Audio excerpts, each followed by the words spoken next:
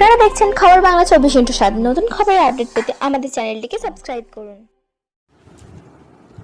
Budge Budge Bharat petroleum corporation লিমিটেডের গেটের সামনে টেন্ডার সংক্রান্ত সিদ্ধান্তের প্রতিবাদে বিক্ষোভ দেখালেন অয়েল ট্যাঙ্কারের মালিকরা, ট্রান্সপোর্টার চালক ও খালাসিরাও।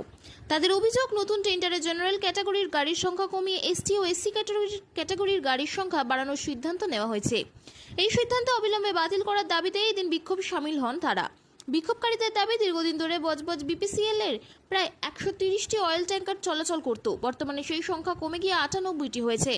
তাদের অভিযোগ, নতুন টেন্ডারে জেনারেল ক্যাটাগরির গাড়ির সংখ্যা আরও কমিয়ে এসসি ও এসটি ক্যাটাগরির জন্য অয়েল ট্যাঙ্কারের সংখ্যা বাড়িয়ে 63টি করা হয়েছে। ট্যাঙ্কার মালিকদের বক্তব্য, নতুন টেন্ডারের এই সিদ্ধান্ত কার্যকর হলে দীর্ঘদিন ধরে এই ব্যবসার সঙ্গে যুক্ত বহু গাড়ির মালিক সমস্যায় পড়বেন, বিশেষ করে যাদের একটিমাত্র অয়েল ট্যাঙ্কার রয়েছেন। তাদের কাজের সুযোগ কমে গেলে সংসার চালানো কঠিন হয়ে পড়বে বলে আশঙ্কা প্রকাশ করেন তারা। একই সঙ্গে জেনারেল ক্যাটাগরির গাড়ির বহু মালিক ও আর্থিক সমস্যার মুখে পড়বেন বলে দাবি তাদের। বিক্ষোভকারীদের অভিযোগ, টেন্ডারের ক্ষেত্রে এমন সিদ্ধান্ত নেওয়ার আগে দীর্ঘদিন ধরে কাজ করে আসা গাড়ির মালিকদের স্বার্থ বিবেচনা করা উচিত ছিল।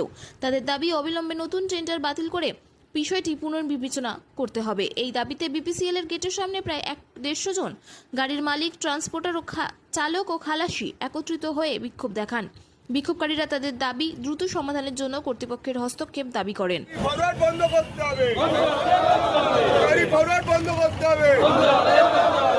লোকাল বজবজ এরিয়ার ছেলেরা যাতে রুজি রুটি পায় সেই ব্যবস্থা ম্যানেজমেন্টকে করতে হবে। আমাদের দাবি মানতে হবে, আমাদের দাবি মানতে হবে। অভিযোগ, আমাদের এখানে লোডিং খুবই কম, মানে আমাদের গাড়ি রানিং খুবই কম হয়, মানে একটা গাড়ি চালিয়ে আমাদের খুবই খুবই কষ্টের মধ্যে আমরা চালিয়ে এই বজবজ ডিপুতে আমরা চালাই, যে থেকে কোনো আরটিকেএম আমাদের খুবই কম, এই 1200-1300 আরটিকেএমে চলে।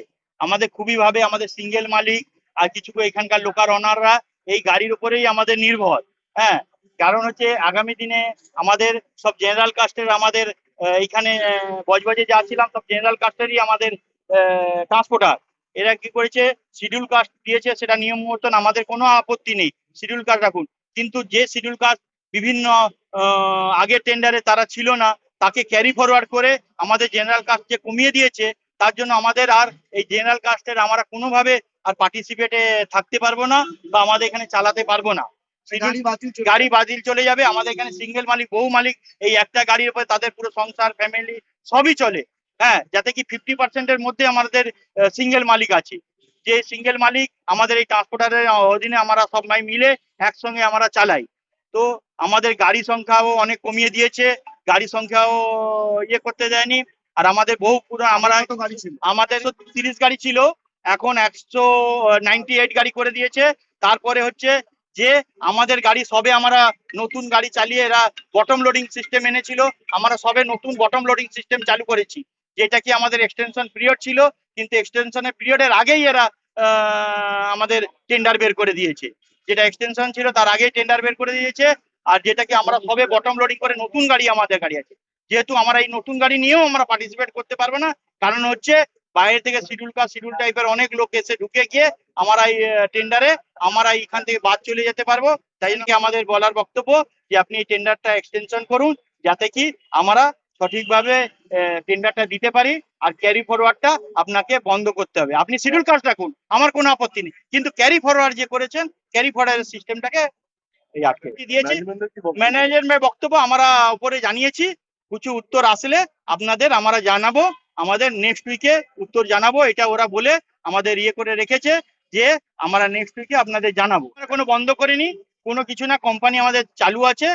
আমাদের প্রতিবাদটা আমরা জানাচ্ছি সবার সামনে, যাতে কি আমাদের যে এক্সটেনশন হলে আমরা সবাই মিলে গায়ে সঠিকভাবে টেন্ডারটা দিতে পারি। আর ক্যারি ফরওয়ার্ডটা আটকে গেলে আমরা যে জেনারেল কাস্ট, সিঙ্গেল মালিক সবাই আছি, সতর্কভাবে ভালোভাবে আমরা টেন্ডারটা করে কমপ্লিট করে চালু করতে পারি। এইটাই আমাদের বক্তব্য। সংগঠন থেকে ভাইস প্রেসিডেন্ট বলছি। আমাদের এখানে প্রায় শ্রমিক 250 থেকে 300 শ্রমিক আছে। এই টেন্ডার যে কোম্পানি বার করেছে, এই টেন্ডারে যদি আমাদের গাড়ি অনেক বাদ হয়ে যায়, মিনিমাম 100 থেকে 150 আমাদের ছেলে বেকার হয়ে যাবে। এই ছেলেদের বেকার নিয়ে আমরা কি করে সংসার চালাবে আদার্সরা? সেইটাই আপনার কাছে সংবাদ মাধ্যমে আপনাকে অনুরোধ করছি, এই বার্তাটা যেন বড় ম্যানেজমেন্টের কাছে যায়, সেটা আপনার কাছে অনুরোধ করছি। যাতে এই সংগঠনটা আমাদের শ্রমিক থেকে অনুরোধ করছে আমাদের যাতে এটা সংবাদ যায়।